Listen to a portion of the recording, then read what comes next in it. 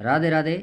बादल 12 बरस रो लड़ियो लाखा हाथ, सारी दुनिया देखियो वो खंडावे हाथ। प्रेम त्याग आत्म बलिदान और शौर्य गाथा की इस पावन धरा पर हम आपको आज लेके आए हैं चित्तौड़गढ़ में गोरा बादल महल। गोरा बादल रावल रतन सिंह के सेनापति थे और महारानी पद्मावती के भाई थे। बादल और गोरा चाचा थे और गोरा बादल पद्मावती रिश्ते में चाचा भतीजा थे। पद्मणी नाम से भी जानी जाती है। यह सिंहल देव के राजा गंधर्वसेन और चंपावती की पुत्री बहुत रूपवती थी और इसकी कहानी रावल रतन सिंह ने हीरामन तोते से सुनी और इसको पाने की चाह प्रकट हुई। और जब समयवर रचा तब रावल रतन सिंह समयवर में पहुँचे और पद्मावती से शादी की और यहाँ चित्तौड़गढ़ लेके आए।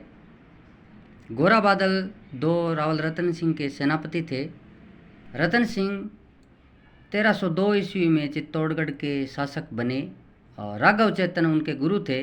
राघव चेतन तांत्रिक विद्या में पड़ जाने के कारण रतन सिंह नाराज़ हो गए और उन्होंने चित्तौड़गढ़ से जाने का आदेश दिया। राघव चेतन अपने अपमान का बदला लेने के लिए खिलजी के पास चले गए। राघव चेतन बहुत अच्छी बांसुरी वादक थे और 1301 में रणथंभौर जीतने के बाद खिलजी जब आगरा जा रहे थे तो राघव चेतन उनके रास्ते में जंगल में बांसुरी बजाने लग गया। तो खिलजी ने जब बांसुरी की धुन सुनी, खिलजी ने चेतन को अपने पास बुलाया और पूछा। तब चेतन ने पद्मावती के बारे में खिलजी को बताया और कहा कि वह बहुत रूपवती है। तत्पश्चात अलाउद्दीन खिलजी चित्तौड़गढ़ के लिए रवाना हुए। 28 जनवरी 1303 को खिलजी चित्तौड़गढ़ दुर्ग पर डेरा डाला। थोड़े समय बाद खिलजी ने रतन सिंह को संदेश भिजवाया कि वह पद्मनी को देखना चाहता है, तत्पश्चात वापस लौट जाएगा। रतन सिंह गुस्से में भर गए और गोरा बादल नाराज़ हो गए, लेकिन पद्मनी ने समझाया कि मात्र देखने से यदि मेवाड़ पर संकट टलता है तो कोई बात नहीं। इसके बाद खिलजी रानी पद्मनी को देखने इस गोरा बादल महल आए थे और ये वह जगह है, ये गोरा बादल महल है जो पद्मनी महल के ये बिल्कुल सामने, ये जो सामने दिखाई दे रहा है ये पद्मनी महल है। और पद्मनी महल की सुरक्षा के लिए इस महल को बनाया गया था। इसमें गोरा बादल और मुख्य मुख्य सैनिक यहाँ रहते थे। अलाउद्दीन खिलजी ने जब चित्तौड़गढ़ पर आक्रमण किया, चित्तौड़गढ़ का जो पहला साका हुआ उस साके को नेतृत्व करने वाली पद्मावती का ये महल है। और इस पद्मावती के लिए अलाउद्दीन खिलजी ने आक्रमण किया था और अलाउद्दीन को दर्शन देने के लिए अलाउद्दीन यहाँ आए थे। और ये सामने जो दिख रहा है यहाँ दर्पण था और इसी रोशनदान से अलाउद्दीन पद्मावती सामने आई और इसी दर्पण में अलाउद्दीन ने पद्मावती को देखा था।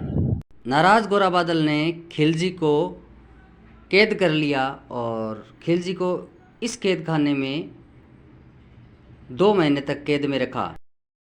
ये एक कैद थी और ये एक चौकीदार के रहने के लिए, उन कैदियों की देखभाल के लिए यहाँ पर कैदी रहता था, चौकीदार रहता था। और ये कैद है और ये वही कैद है जहाँ पर 1303 में अलाउद्दीन खिलजी को कैद किया था। और ये छोटे छोटे कमरे बने हुए हैं, यहाँ खिलजी रहा था और काफ़ी इतिहासकारों ने इसका वर्णन नहीं किया। और 2 महीने रहने के बाद खिलजी और रतन सिंह की मित्रता हुई और मित्रवश रतन सिंह ने खिलजी को छोड़ दिया। जब उसको छोड़ने खिलजी के कैंप में जा रहे थे तब खिलजी के सिपाहियों ने रतन सिंह को कैद कर लिया और अपने कैंप में ले गए।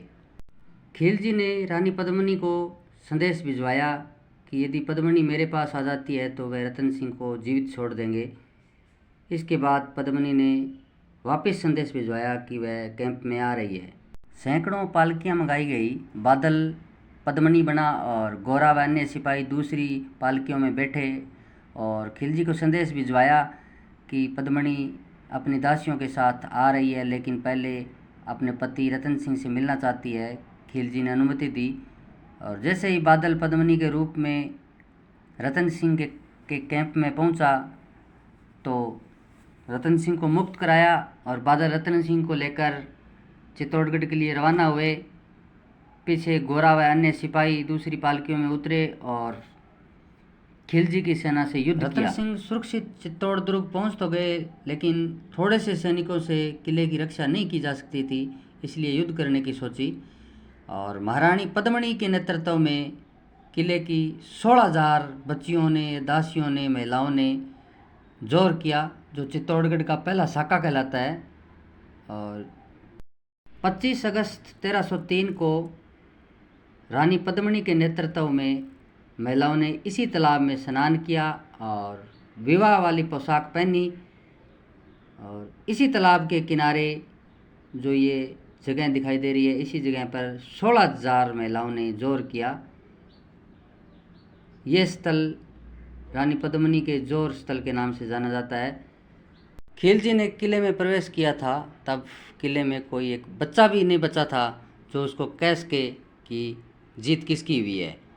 और जब जोर की आग ठंडी हुई तो खिलजी ने 74 मण सोना उस राख से निकाला था।